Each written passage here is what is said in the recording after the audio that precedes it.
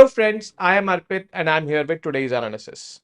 Today is 22nd of July and we're going to deal with two very important topics which are in news. The first is National Flag Day. National Flag Day observed on 22nd of July every year since 1947. A resolution was tabled in the Constituent Assembly which was unanimously accepted. This particular flag, which is a tricolor having saffron, white, and green, and in the white strip, there is this Ashoka Chakra having 24 spikes, replaced the older flag, which had saffron, white, and green, and in the middle there was a charkha, which symbolized the khadi making. The replacement of the charkha flag by this particular flag was given. The reason for replacement was given by Jawaharlal Nehru that the flag should look similar from front as well as from the back. Then next is ICJ on Israel's occupation of Palestine. Now, since 2022, there had been going on a case in uh, ICJ. You know, it was tabled or it was filed by Costa Rica, and they were questioning the occupation by the Israelis of the Palestinian territories, that is East West Bank and Jerusalem, since 1967. Now, finally, ICJ has come out with a verdict and have called this occupation by Israel of Palestinian territories as illegal. Then we'll be dealing with the MCQs based on today's topic, and then we will be discussing to the answers of the MCQs of Saturday. So the National Flag Day, 22nd of July 1947, the Constituent Assembly of India adopted the national flag. It was a red letter day, means a very important day. And it is a day to commemorate the adoption of the tricolor as the national flag of India. And you can see this orange, white, green, and with this chakra in between, this is navy blue chakra. What happened in the Constituent Assembly back then? According to the official record of the proceedings, the Constituent Assembly met in the Constituent Hall in New Delhi at 10 o'clock with Dr. Rajendra Prasad in the chair. This Constituent Assembly had been meeting since December 9, 1946. We all know this, to form the Constitution of India. The chair announced that the first item on the agenda was a motion by Pandit Jawaharlal Nehru about the flag. And at the end of the day, the record says the motion was adopted. The whole assembly standing, means everyone was in favor of this adoption of the new flag. The day was 22nd of July 1947, and that is why that has been considered as or commemorated as or observed as the National Flag Day. The motion. Thereafter, India's Prime Minister rose to move the following resolution. Resolved that the national flag of India shall be horizontal, tricolor of deep saffron, that is kesari, white and dark green in equal proportion. So these three strips are in equal proportion. Point number one, we need to know that. In the center of the white band, there shall be a wheel in navy blue to represent the charkha. So that wheel is of navy blue color. The design of the wheel shall be that of the wheel which appears on the abacus of the Sarnath lion capital of Ashoka. The diameter of the wheel shall approximately be equal to the width of the white band. The ratio of the width to the length, this is the width, this is the length, should be 2:3. This should be the ratio. This is what was mentioned in that resolution. What did Nehru say about the flag? He said that, adopted not by a formal resolution, but by popular acclaim and usage, since everyone was, in favor of the adoption of this new flag. Adopted much more by the sacrifice that surrounded in the past few decades. And this was something, in the emotional bondings or emotional attachings with that flag, he was mentioning about it. And he was ratifying a popular adoption, nothing more than that. And this, you can see the photo of Jawaharlal Nehru with the Indian flag at that day. Is the flag representing communal groups in India? So you might be thinking saffron being the color of Hindus, dark green being the color of Muslims, white being the color of peace. No, it is not like this. The popular misconception is that it is signifying peaceful coexistence of various communal groups in the country, but no, it is not. He clarified that the flag must not be thought of in communal terms, and that when the flag was devised, there was no communal significance attached to it. We thought of a design of a flag which was beautiful because the symbol of a nation must be beautiful to look at. We thought of a flag which would, in its combination and in its separate parts, would somehow represent the spirit of the nation. And he believed that this particular flag is representing the spirit of the nation. But this was not the first ever flag to be adopted by India. This was the sixth flag to be adopted. The first flag you can see over here, Vande Mataram written, adopted in 1906. Then this slightly changed 1907. Then 1917, this flag was there. 1921, a charkha was there inscribed on the flag, but this was the color used. 1931, this was the new flag adopted by India, and here was the charkha in the center. And finally, the sixth is this one, which we adopted in 1947. So this actually changed from here to here. The colors are the same, but yes, why it changed? Why this charkha was replaced by this chakra? Because the flag, if we are looking at the flag from here, it should look the same. From the back, it should look the same. In case of charkha, it did not appear to be the same. That was the main reason. Previous flag versus the new flag. The previous flag 1931, 1947. Although the flag was different in some respect, but its colors are the same. That is orange, green, and white. The charkha over here, this is the charkha, which symbolized common man in India, had been slightly varied. The practical reason that the symbol on one side of the flag should be exactly the same as on the other side of the flag. If we look at the flag from here or here, the flag should look similar. And in this case, the flag looked similar from both the sides. That is why this was chosen. Next piece of news, that is ICJ on Israel's illegal occupation of Palestine. The International Court of Justice, the United Nations principal judicial organ. So it is a principal organ which is responsible for adjudicating international conflicts. So this said on July 19 that Israel's occupation of the West Bank and East Jerusalem violated international law. So what is that international law? We will see. What is occupation? We will see. Israel has occupied the West Bank and East Jerusalem since the Six-Day War of 1967, that is also called as the Second Arab-Israel War. So since then, the occupation has been there. What does occupation mean in international law? The most widely accepted definition of occupation comes from Article 42 of the Hague Convention for respecting the laws and customs of war on land and its annex. So these are also called as Hague laws for the war. It says that a territory is considered occupied when it is actually placed under the authority of the hostile army. So if some army from outside comes, occupies everything, deposes the government or deposes the authority and is, ruling over there. Importantly, an occupation must only be temporary and cannot involve any transfers of sovereignty to the occupying power. It does not mean that sovereignty is transferred to the occupying power, according to the definition. But they are temporarily there controlling things. Unfortunately, there has not been mentioned of any timeline ki bhai, if the hostile army has come and has occupied a territory for, let's suppose, X number of days, then only it will be considered as occupation. Or if the hostile army has occupied a territory more than X number of days, then it is going beyond occupation and it is converting into taking away sovereignty. No, this is not there. Timeline has been not mentioned over there. But there are certain obligations on the occupying power. Obviously, humanitarian assistance, humanitarian aid has to be given, like providing food, medical care to the population of the occupied territory, prohibit civilian transfers of population in the territory. So they cannot, the occupying, army of, let's suppose, country X, once they've occupied a territory, they would call upon the civilian population of their country to come and settle over there.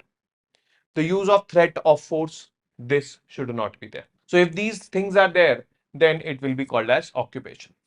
Why did ICJ give its opinion? Was there any case in the ICJ or did it take it up suo motu? Actually, in December 2022, UNGA, another principal organ, adopted a resolution seeking the ICJ's advisory opinion on the legal consequences arising from the policies and practices of Israel in the occupied Palestinian territory, including East Jerusalem. It was presented in UNGA by Nicaragua. passed with 87 votes in favor, 26 against, and 53 abstentions. So, United Nations General Assembly can seek advice, legal advice from ICJ, and this is what the UNGA did on a resolution tabled by Nicaragua in 2022 in United Nations General Assembly. Then, United Nations General Assembly referred it to the ICJ, give us legal opinion. This came well before Israel's assault on Gaza in 2023, last year, that is October 2023. What did the ICJ opine on prolonged occupation of Israel? Because this occupation is since 1967. Since international law does not specify any temporal limit means timeline or time limit, ICJ noted that the legal status of an occupation cannot be determined by how long a territory has been occupied.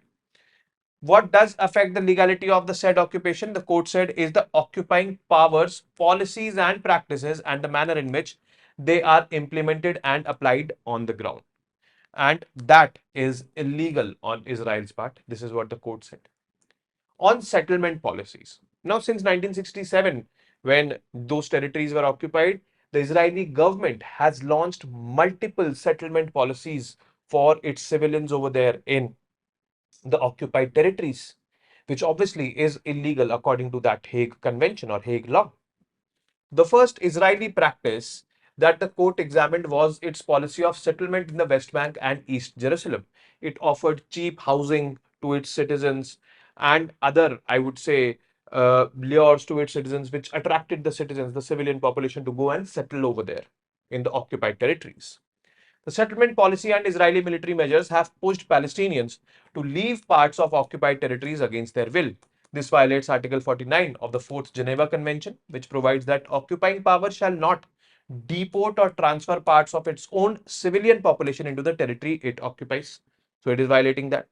The policy breaches Article 46, protection of private property, 52, general protection of civilian objects, and 55, protection of the natural environment of Hague Convention. So this is there. Then the policy implementation fails to follow Article 43 of the Hague Regulations, which mandates occupying powers, unless absolutely prevented, to respect the law in force in the occupied territories, and that law which is already in force was not respected by Israel. So on settlement also it has violated. On annexation of Palestinian territories. Annexation, the ICJ said, is the permanent control over an occupied territory.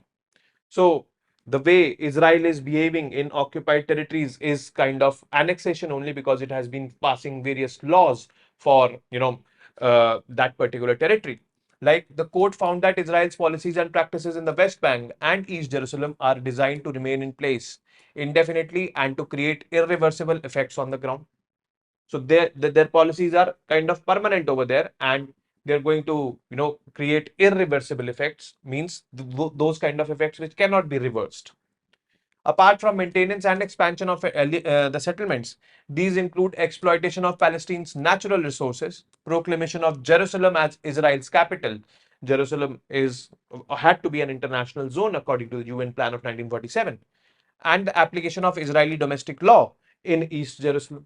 So all these, things clearly highlight annexation. Annexation is permanent occupation. So this is there.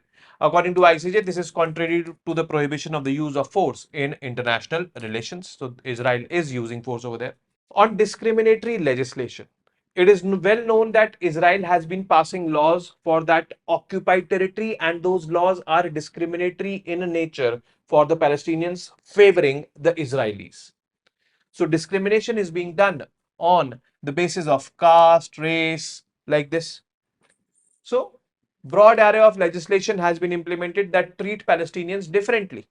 The court said constitutes systemic discrimination based on race, religion, or ethnic origin of the International Covenant on Economic, Social, and Cultural Rights 1954 and International Covenant on Civil and Political Rights 1954.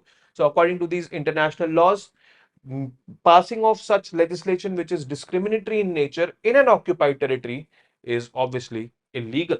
On self-determination, in light of all the above, the points which we discussed, the ICJ determined that Israel's occupation has violated Palestine's or Palestinians' right to self-determination. They cannot self-determine by themselves how they want to live, what kind of life they want to live, what are all the provisions they want to have for them.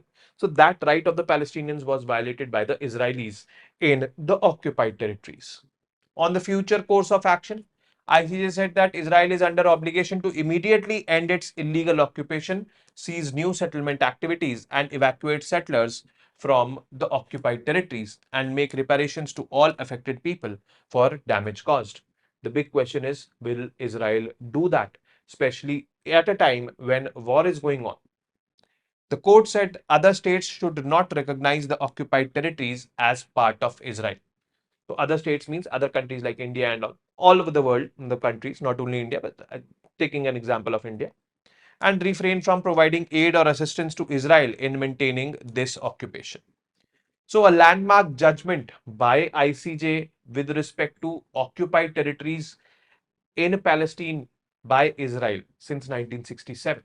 That is a moral victory for them. Now the MCQs. Which day is observed as the National Flag Day and why? National Flag Day, so everyone knows by 22nd July. But why? Because India's first ever flag was adopted in 1906 on this date by INC. 22nd July, because a motion was moved in the Constituent Assembly in 1947. 22nd July, because it was the date when the first government, formed in 1952, adopted a resolution. None of the above. So carefully answer this question. Second question, consider the following statements and mark the correct one. The dimensions in the flag have to be in the ratio of 3:2, length is to width. The colors in the flag represent peaceful coexistence between various communal groups in India. Which one of them is correct? Carefully answer it. Why was charkha removed from the previous flag? It symbolized traditionality. The flag did not appear similar from both the sides. India wanted to promote modern industries. Charkha was a symbol of traditional industry. D, none of the above. So, I've repeated it multiple times during the video. I hope that question will be easy. Fourth, which of the following is our principal organs of the UN? Not discussed it, but this is very basic. You should know the principal organs of United Nations. WHO, IMF, UN ECOSOC, UNGA, ICC, that is International Criminal Court. UNGA, United Nations General Assembly, UN ECOSOC, United Nations Economic and Social Council, International Monetary Fund, World Health Organization, WHO. So, which of them are principal organs of the United Nations? Consider the following statements and mark the correct one. A territory is considered occupied when it is actually placed under the authority of the hostile army for at least 90 days. There are no humanitarian obligations on the occupying territory.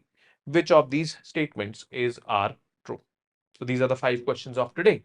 Now, coming on to the discussions of the answers of MCQs of Saturday, that is 20th of July. Consider which of the following sectors were impacted due to outage in Microsoft systems. Transportation, yes. Civil aviation obviously is part of transportation. Banking, yes.